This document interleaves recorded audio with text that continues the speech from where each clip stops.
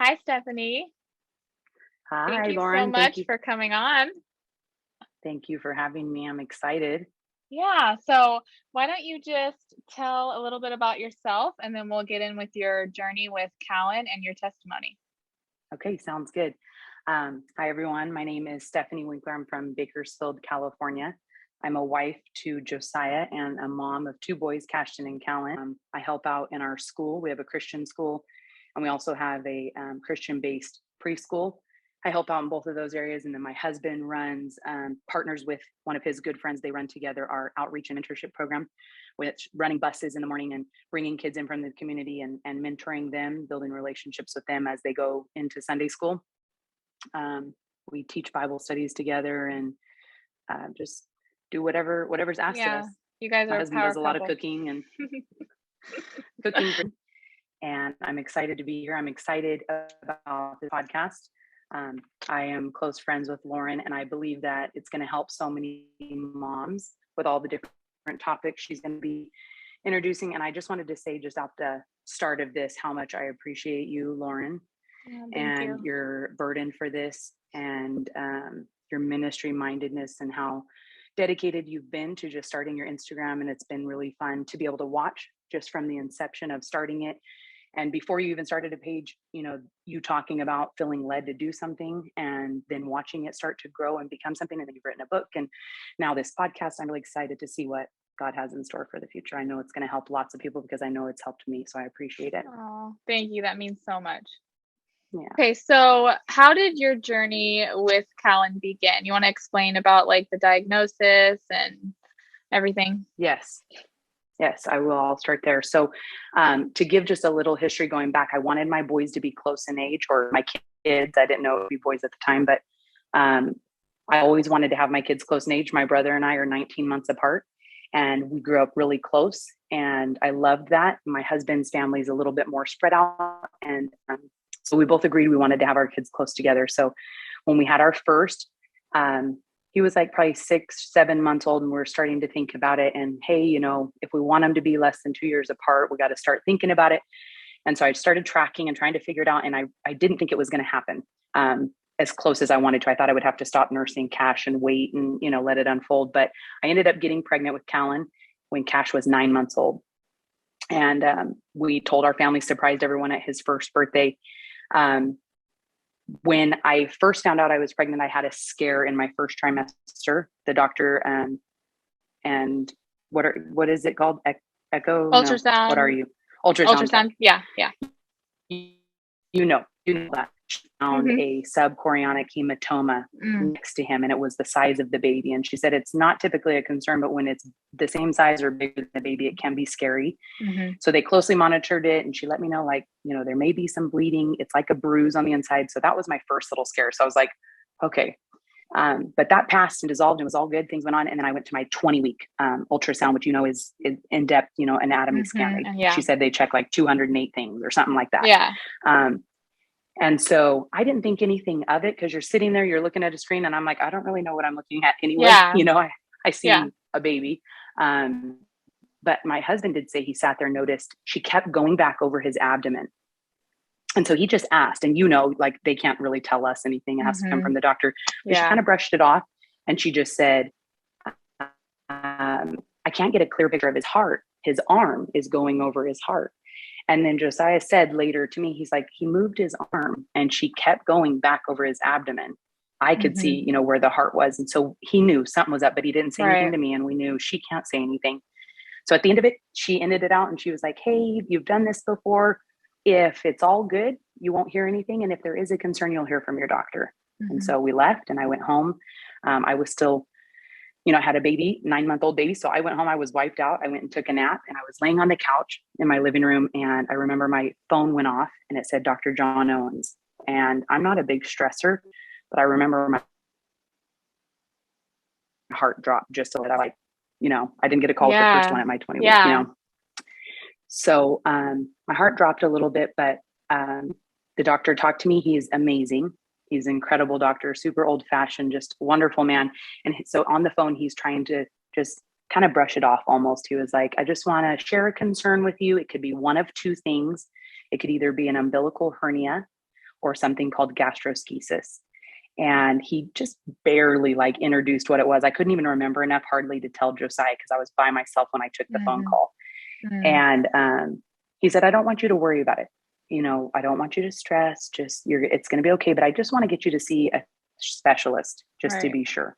Well, his ultrasound tech is amazing. And he later said she doesn't miss anything. So he probably knew, but he was trying to like over the phone from Santa Barbara, but comes over twice a week to do things like this. And so we told our family, but we're like, we don't really know much. So, we'll have to get back to you because I'm also not the type that goes and Googles everything. Yeah. Like some people like immediately they're like, what is it? Right. And I'm just not that type because I'm, you can't believe everything on Google. So I just waited, we waited and we went to see the specialist. And sure enough, as soon as he started his, this big high-tech machine, his scan, we were probably 3 seconds into it. And he's like, yep, it's gastroschisis. Wow. So that's where we started.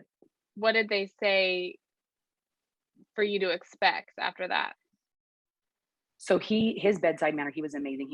He totally lowered the stress level of the room and he made us feel so comfortable. You could tell he was very experienced and he had done this a lot. He had seen it. He told us first off, he's like, it's not super rare, but it's also not very common. And he just kind of laid it out there for us. And so he told us, gastroschisis is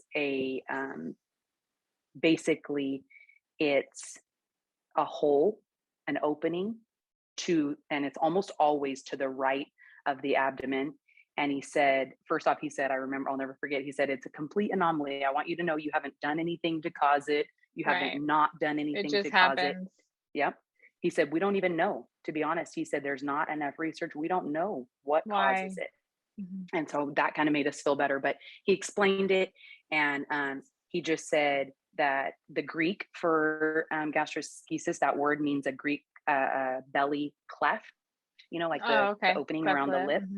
Yeah. And so he explained that and he said, what I didn't realize is I'd had a baby before and, you do the app with the week by week, but what I never knew was that around 13 weeks, the size of the baby's abdomen is growing much slower than the size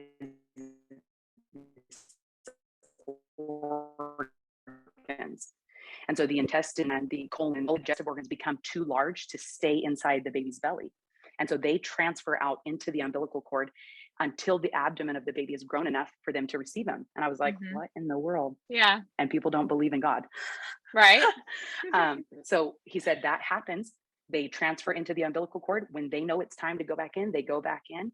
And he said, because there's a hole off to the right of the belly button, it creates an opportunity for when they come in to float out into the amniotic fluid. And so he explained all of that. And we were like, okay, that's a little, strange, a little weird, but he made us feel good about it. And through the monthly scans, they kept a really close eye on it. We got to see him once a month or more often sometimes.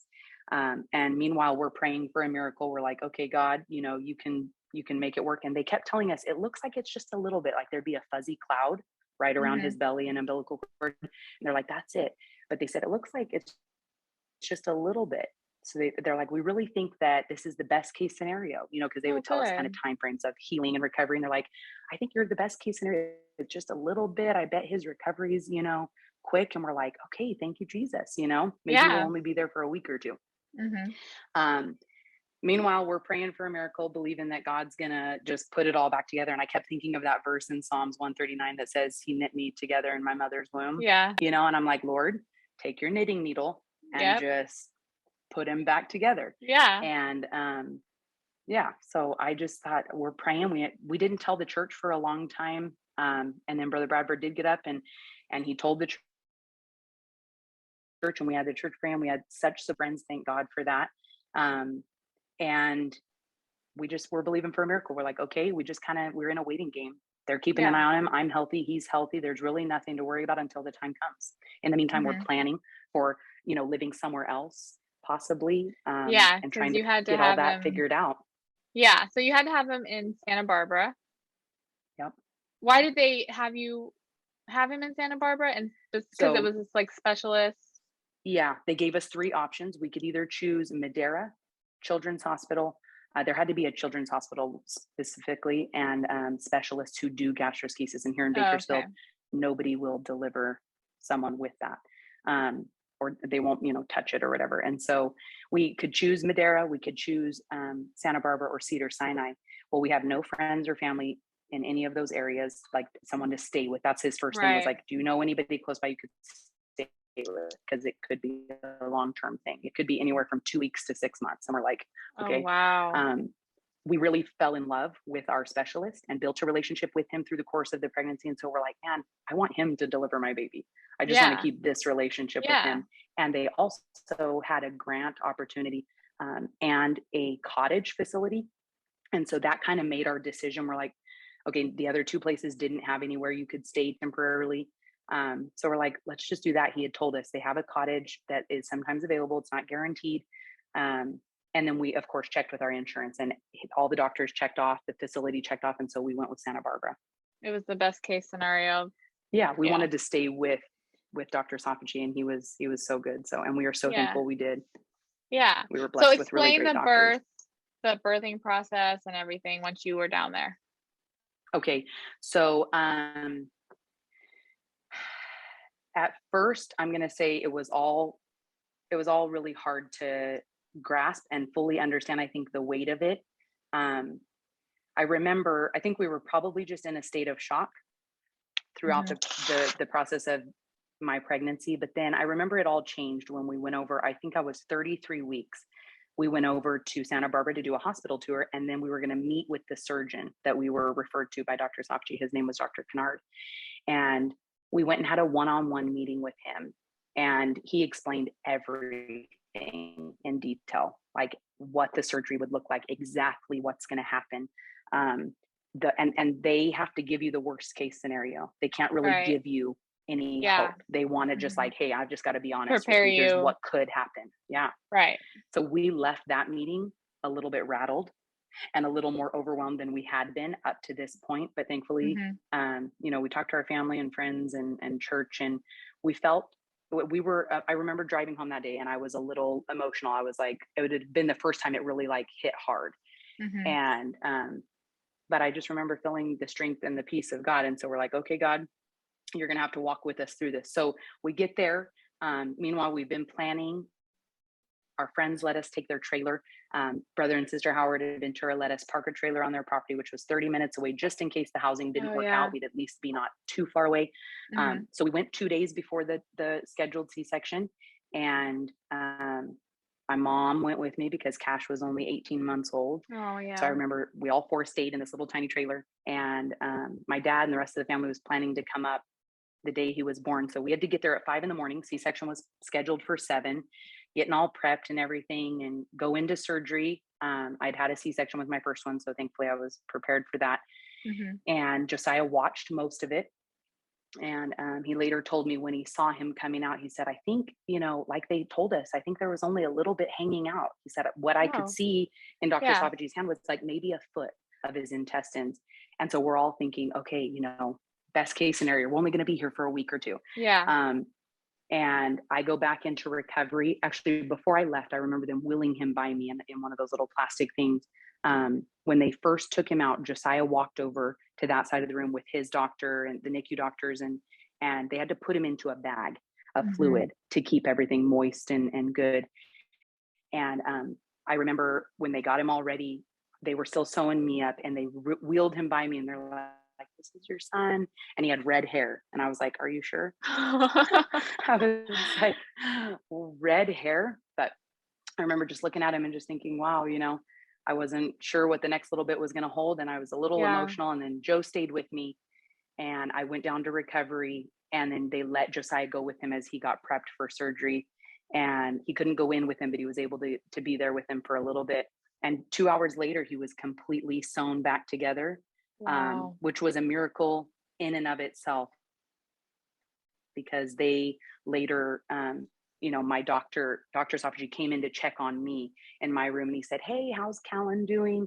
And I said, you know what, Dr. Saffaci, I said, it's a miracle.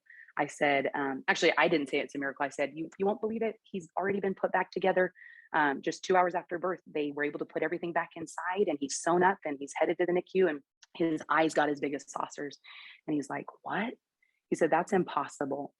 No way. And I said, what do you mean? You had told me all along the journey that there was probably just a little bit outside. And he Mhm. said, I did think that, Stephany, but he said it wasn't the case.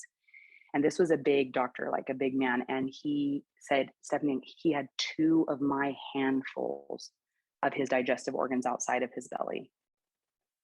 And he said, I don't know how they put him back together. He said No he should, way.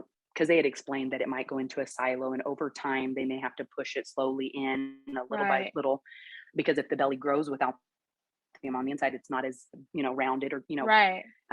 to force it shut could pop open. So they said oftentimes they just have to let it go in a little at a time. And he Uh-huh. said they shouldn't have been able to sew him up. I have chills right now. I know. I know. So right Wow. there, it was just me and Melissa Bradley in the room with me because Mhm. they'd gone to get us dinner. And we both looked at each other, and I said, well, I guess that's our miracle, Dr. Safji. I said, we prayed for a miracle.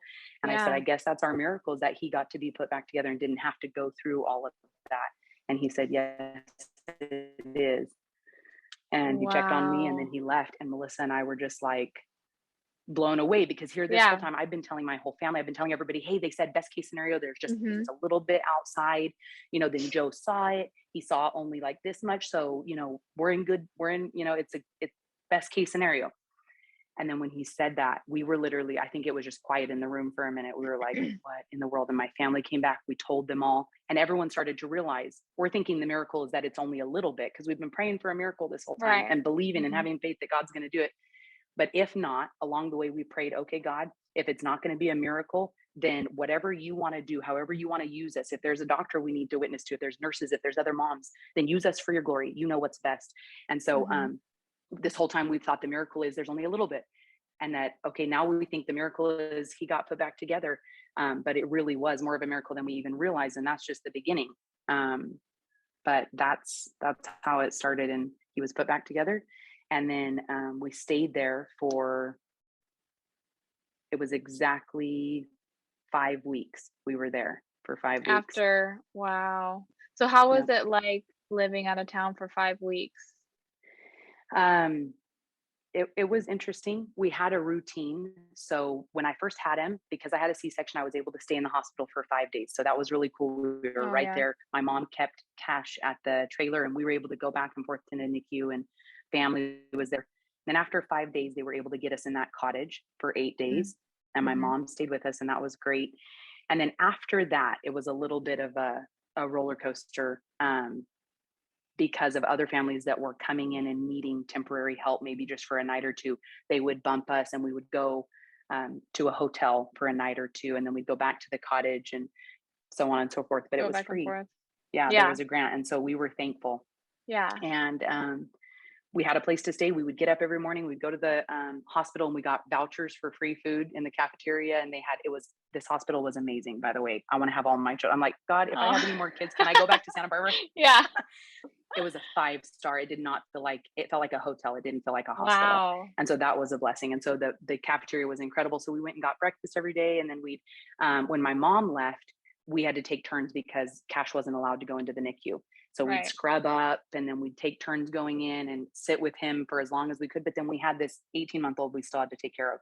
And Mhm. so we'd Yeah. walk the halls a lot. We walked to the park, we walked the area. And our daily routine was just spending as much time with Kallon as we could while also balancing that we still had this baby to take care of. Yeah, that's And hard. that was difficult on me. I remember one night we went in to visit, and the nurse, I just broke down crying because I was like, I'm so torn.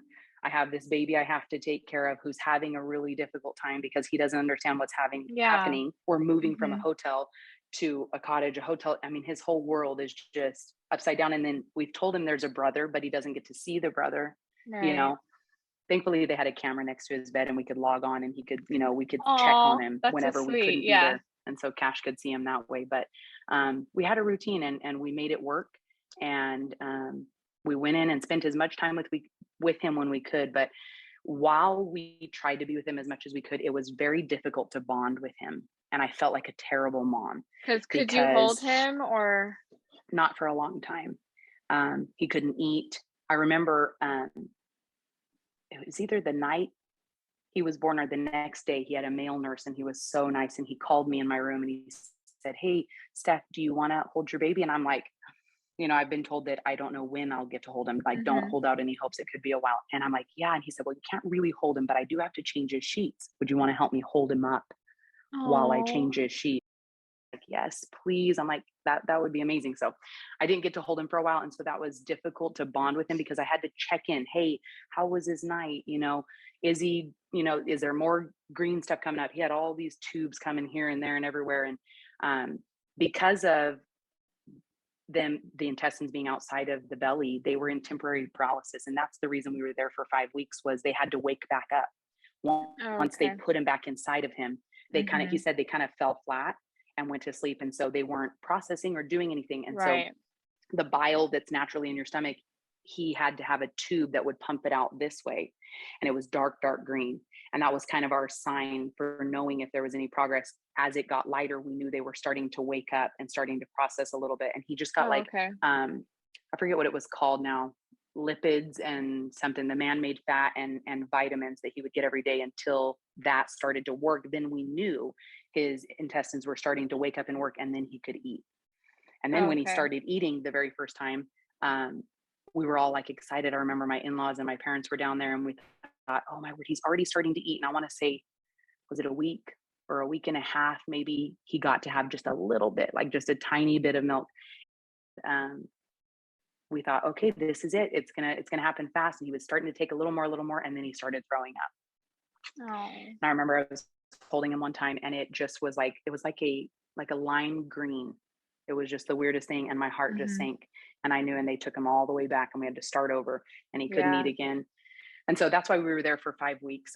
But we had a routine. We made the best of it. We loved, honestly, in the moment, we were just like, okay, God, thank you for this season. We don't understand it all, but we were making the best of it. We made memories Yeah. with Cashton and Yeah. all of our friends and family that would come to visit. It meant the world, because then we got to change scenery and go eat at a restaurant, and Yeah, for um, sure. I know I was that gonna that helped a say lot. it's hard enough just having your second kid with no, complications. That in itself is hard enough adjusting with An 2 adjustment. babies, especially for the other, your older one, even in a normal setting. So, I can only imagine what you guys, really went through trying to entertain him and give him attention. Also, Kallon. So yeah, I'm sure that was really hard and like a struggle to juggle everything. It was tough So, because he was only 18 months, so it's like he couldn't crawl on. I'm not, going to let him crawl over the hospital floor or a yeah, hotel yeah. room floor. So that was tough. He got way more screen time than I care to admit, because I Oh, was like, no one well, blames you, girl. he's watching super simple songs on Yeah, YouTube, because I'm like, there's only so much we could do. yeah, and you can't Yeah, really it was tough. explain a whole lot. I mean, you can, but they only understand so much at that age. So, it's really Yeah. hard. Yeah. He didn't Okay, get to make the so connection of why we were there, because he didn't get to see the baby. So right, yeah. So Callan had a second surgery after that yeah. one? When how far in between was that? So we left he on Tuesday, and he was exactly 5 weeks old. We went home, and his belly was still very swollen. Mhm. And right before we left, they were still, the goal to go home was he had to poop. And um, he was still very swollen, and they were giving him suppositories to help him go to the bathroom. And so the nurses there, I was asking, I said, "Hey, is it possible that he can go home on suppositories? Like maybe he's eating and everything's okay, but he still needs a little help going to the bathroom. Like, have you ever seen a kid go home with that?" And they're like, "No, we don't ever send anybody home with suppositories. Like, they have to be Mhm. going poop."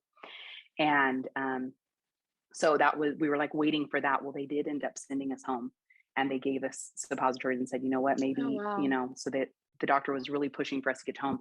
And we have our annual family trip in July every year, and it was in 2 weeks. And so the doctor said, "Let's get you home to be with your family." Oh, And that's so we sweet. left at 5 weeks, but his belly was huge. I wish I could like Mhm. share a picture, but his belly was still really big. But they told us that was normal. He was still throwing up lime green. Sometimes, not all the time, but sometimes. And they said that's normal. That could happen for a while. And then the trouble going to the bathroom. And so we were like, okay. So we went home. We were home for a couple days. We packed everything back up, went to Pismo Beach with our family. even though we were wiped out, but we were like, we just need to be with our family. And so we went and did that, enjoyed our time. But he still was really struggling. We got home and we were home for like less than a week after that trip, just a couple days. And he woke up in the middle of the night and he wouldn't nurse at all. He wouldn't eat. And I was like, okay, babies do that. Sometimes, they eat a lot, sometimes they don't. So I said, okay, I wasn't too worried. But then he woke up in the morning, he had 104 temperature. Oh, wow. And so Josiah ran him to his pediatrician. Well, the pediatrician wouldn't touch him. He's like, you need to go to the emergency right now. And we're like, okay. So he takes him to Memorial, and they had that children's ER now. And so he rushed them in there. Well, they just started berating us. They were like, how long has he been like this? How long have you left him like this? How long has his belly been this big? And how long is he? And we're like, wait. We left the hospital. You haven't even asked yet. He has a condition. But we were told that the belly was normal, that the throwing up was normal, that the not pooping was normal. It's the only reason we're here is because he had a fever. Otherwise we wouldn't have come, because we were told that was normal. And so that was a little like traumatizing. He was so, he had got to the point, because we were there for a while, he was so dehydrated, they could not get an IV in him. There was like 6 nurses around him for hours. And so then they said, we're gonna have to life flight him back to Santa Barbara. I said, Josiah was so upset because the nurses there were really struggling and they were really rude. And he said, I want you to get our surgeon on the phone. And so they did, because the pediatric doctor there in the ER didn't even know what gastroschisis was. And I'm like, wait, it's not that rare. Yeah, that didn't make us feel very good. Like we were in very good hands. So Josiah's like, get our surgeon on the phone. So they called Santa Barbara. They talked to Dr. Kennard. He said, I want him life flighted over here. And so there was 4 people in front of us that had much more severe situations. So they got us in an ambulance. I rode with him, and Josiah took to my mom, went home, packed a few things, and then he came right behind us, and we got him there, and they got him in, and for probably 6 days, they couldn't figure out what the deal was. Scan after scan, test, they could not figure out what it was. And he had gone completely septic, or sepsis, either way, but he was very sick. I remember the NICU nurses that were with him the whole 5 weeks were there, came over and visited us and would hold him. And they're like, Stephany, he's very sick. He's very sick. And so we didn't know what, but the doctor said, I said, well, can you just go into surgery, and look and figure out what it is? And he said, well, I don't want to do that yet, because when you open someone up, if there is infection, oftentimes it can just get worse. And so he said, I really like to be able to see on a scan what it is we're working with before I go in there. Well, it got to the point they couldn't figure it out. And so he said, we are going to go into exploratory surgery. And at this point, being home with him for a couple of weeks and getting to hold him and getting to nurse him and feel like he was mine, I had started to bond with him. And so then it was hard. But this time, because we were in the PICU, we got to stay with him, and Cashton just stayed home with my mom. And so we got to stay in the room with him, which was a blessing. But I'll never forget when he went into surgery, my Nana and Papa were there, and Debbie Condren, because my parents were home taking care of my baby, they were so torn. They wanted to be there so bad, but it was, he needed them the most. And I would just tell them that, I'm like, I know you want to be here so bad, but Cash needs you. He needs normalcy. And so I remember Debbie Condren, we were wheeling him down to the OR when they finally decided to take him. And Debbie stopped the transport guy and just said, hey, before you take him in there, can we pray with him? We don't know what's going to happen. And I remember right then, it was like, it was scary, because up to this point, there had been some unknowns, but I'm sorry. At this point, when the doctor is telling you they don't know, and they're going to go in for exploratory surgery, he's little, he was like 9 pounds. And we were just like, I just remember leaning down, my papa prayed over him, and then they wheeled him back and they let us walk with Joe, and I just walked with him for a minute. And we just kneeled down next to him right before they took him out. And I just prayed, and I was like, God, if this is the last time I see my baby, like, I trust you. I know that you're in control, but I have faith that you're going to work it out somehow. And I have a picture. We took a selfie with him, because I was just like, we didn't know. Right. And he went into surgery, and I remember we were all the 5 of us were waiting in the waiting room, and it was hours. And then the doctor came out, Dr. Kennard, and he said, he's okay. Everything's Oh my okay. goodness. Yeah, he said, I didn't even have to, the first time, he had to physically touch his intestines and lay him in there the way God created it to be. Mm-hmm. And he said, I didn't even have to do any of that this time. I just used my tools and I pulled him back. And he said there was 3 blocks where his intestines had got tied up with the scar tissue so tight that the pressure was mounting in his intestines and there were microbleeds. And so everything he was eating and should have been pooping out, which he was pooping a little bit, but I guess there was quite a bit of blockage. It was actually coming out into his bloodstream. And that's why he was going septic, is because there was, Right. he was basically poisoned. But anyway, he was able to clear it all, untwist it without even touching, so that he said when you touch the intestines, that's when they have a hard time recovering. That's why it took so long for them to wake up. He said, this time I didn't have to touch them. So maybe it'll be, really quick. Yeah. And he untied everything and cut out a bunch of scar tissue and put him back together. And we were there for about a week that time. And he started eating and started pooping within just a couple days. And so we were there a total of, I think, 10 or 11 days. And then we got to go home. His belly still was a little bit big. Brother Andrew Howard was preaching down in Rialto, and my brother-in-law and sister-in-law lived down there. And so they said, hey, come to this service. Andrew's been talking a lot about healing. And so we said, okay, we're going to get down there. So we went straight from Santa Barbara from a checkup with his doctor about why his belly was still, we had gone back and forth to the doctor. They had done scans and there was a lot of air in there for whatever reason. It was still very bloated and they couldn't figure it out even after the surgery. And so we went down and we made it just in time for preaching. And I remember taking him down to the front, and Andrew was talking about healing, like healing's going to happen in this service tonight. And we walked up there with a boldness. We were like, okay, God. And I wanted it to pop like a balloon. I was like, God, I want to see this belly go down like right here. Yeah. And it didn't happen that way. But Andrew prayed over us, and it was the most powerful prayer I've ever been in. And I just believe, God, you're going to do it. We left there and his belly was 54 centimeters around, and it went down to 39, and it hasn't gone back. No way. Yeah. He's always had a little bit poochier of a belly than Cash. Yeah. But it never went back that big. Like after he would eat, he'd get a little bloated, and then he'd go to the bathroom and he would look like a normal baby. And so that's really where we're like, okay, God, that's where the miracle was. He totally healed him. Yeah, that's amazing. Yeah. So ever since then, the recovery after that moment, he really hasn't had like a lot of complications. No, he never threw up again after that second surgery. After that, he didn't struggle to go to the bathroom. I mean, if you ask Josiah, it was awful. It was a really tough time because he had to help him so much go to the bathroom, and it was invasive. Yeah. If you can read between the lines. And after that, he went to the bathroom, he nursed. And then I remember when he started eating food, I was like, should I do like beef? Like when he started eating chunks and stuff. Worried, should he have cheese? Yeah. Like meanwhile, still trusting God and believing in this complete miracle and then giving God all the glory. But at the same time was like realistic. I'm like, right. Okay, I was careful at first, but then I was just like, you know what? And he eats anything and everything. And he goes to the bathroom every day. So what did the doctors, did they expect him to have like a longer road of like, problems? Yeah, they told us it could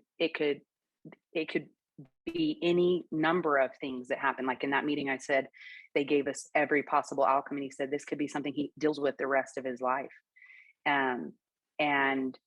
But when we've gone back, so at first it was every 3 months, every 6 months, every year. Now we're like every 3 years we go to see.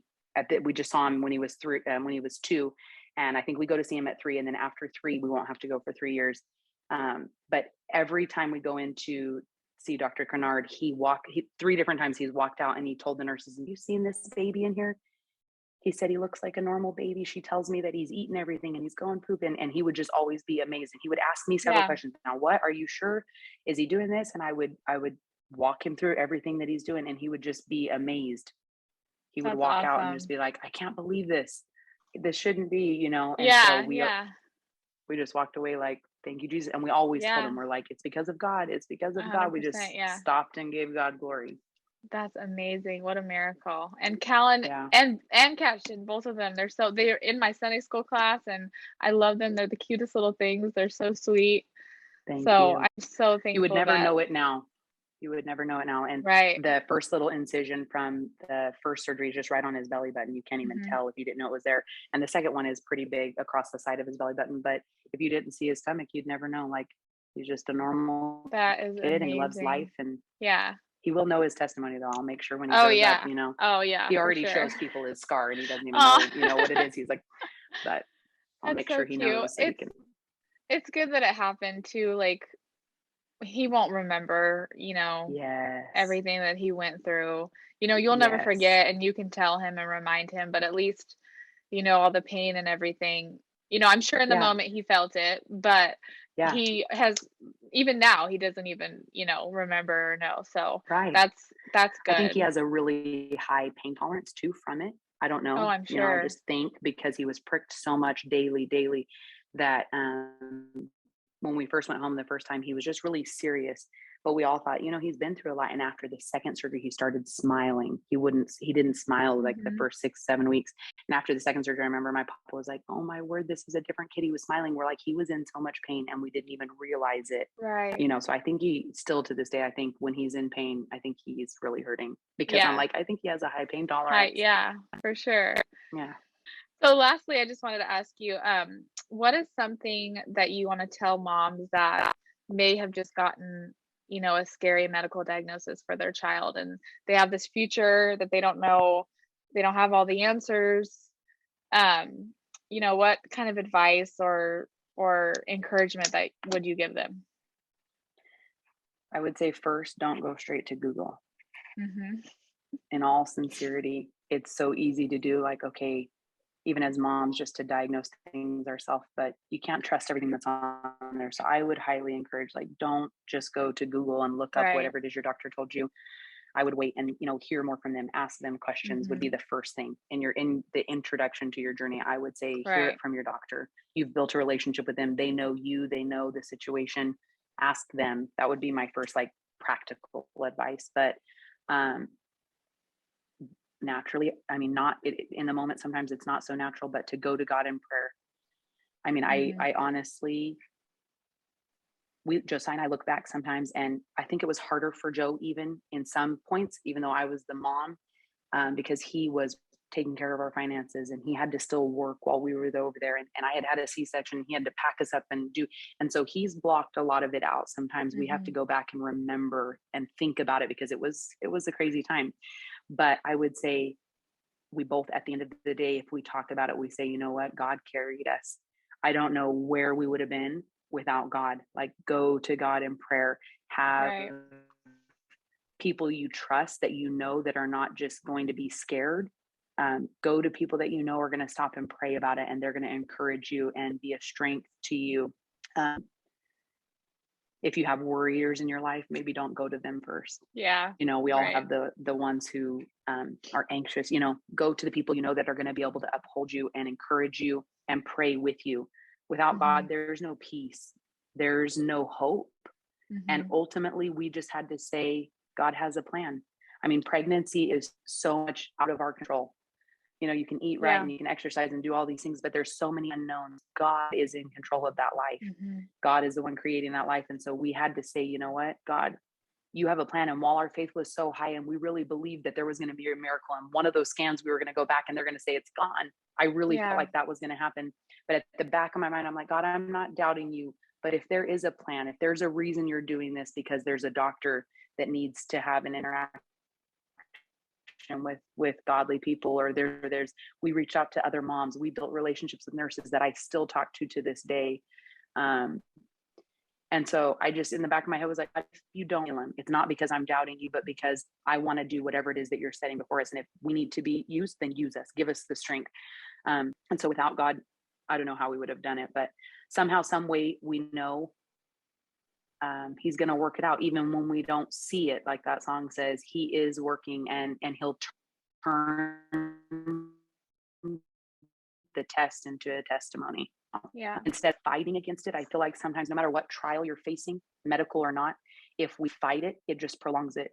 So instead of fighting it, and while we're human and we're flesh and there's going to be emotions, lean into it and say, okay, God, this is what you've set before me. What are you trying to teach me? Right. What are you trying to teach our family? Maybe, like Pastor just said the other day, we were talking about it, and it's not always, your test may not always be for you. It may not always be something that he's working on inwardly or in your family, but it may be that he thinks you're capable and strong enough to do it, that it's going to help someone else. Yeah. And so just lean into it and say, okay, God, this is what you've put before me. You said you wouldn't give me more than I can bear. I'm leaning on your word. Go to Bible verses that are encouraging, and then give promises, and turn that over in your head, because that offers hope, instead of letting our mind go down a rabbit trail of what if. Yeah. And I just prayed all the time. We prayed, God, give us the strength, the grace to do what you've set before us, and give me the courage to let my light shine. Because when you get into that medical environment, it can be intimidating. There's all these professionals, and who am I and what do I know? But I said, okay, God, they are professionals, but I'm going to go in there and help me, give me the courage to be able to give you glory and not be intimidated. And I did. Every time they would walk in, they're like, man, oh, I love coming to your guys' room, and it's so peaceful. And I would stop and I would just give God glory. Even if I Yeah. sounded like an idiot, I was just like, Yeah. you know what, God? And I prayed, God, give us strength and grace. We prayed for a miracle, but we said, God, if you choose not to heal him, we know that you're going to use it for a testimony. And every time we tell or talk about it, we're just careful to give God glory and say, you know what, he's our little miracle. Yeah. And whatever it is you're facing, whatever it is you're going through, God knows. God's got your whole world in the palm of his hands, and he's big enough, and he can carry us through our burdens, through our struggles, through the trial. And he ultimately, the Bible says that his thoughts are above our thoughts, his ways are above our ways. And there's a purpose and a time for every season. And he knows the outcome, and he has a plan. And whether or not we see it working, or it's working out the way we thought it should, or in the time frame we thought it should, he is working, and he's going to work it together for good. Yeah. That's so good. Everything you said, I totally agree with. I think too, having a support system. I don't know where we would have been without our family and good friends, and obviously a church family that was praying for us, gave us money and helped us. And, having a good support system is, like, I would say, God support system. That's where it's at right there, because you can't do it by yourself. Yeah. You can't do it on your own. Definitely not. Well, thank you so much for sharing your story and being vulnerable and letting God use you. I know this is going to be a blessing to another mom that maybe for some reason is going through something like this. God's definitely going to use this and your testimony to help somebody else and bless somebody else. I know it. Thank you for having me on. I was honored, was excited, and I'm so excited just to see where this podcast is going to go, because I know it's going to reach a whole bunch of people.